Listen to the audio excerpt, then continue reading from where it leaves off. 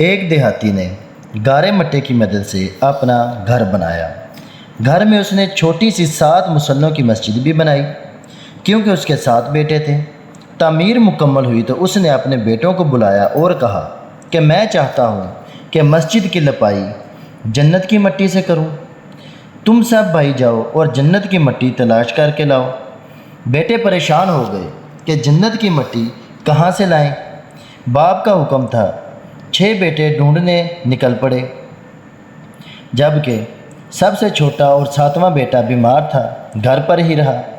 بھائی شام کو تھکے ہارے خالی ہاتھ گھر لوٹے تو کیا دیکھتے ہیں، چھوٹا بھائی بوری میں مٹی بھر کے بیٹھا ہے۔ باپ نے پوچھا، بیٹے گھر بیٹھے تجھے جنت کی مٹی کہاں سے مل گئی؟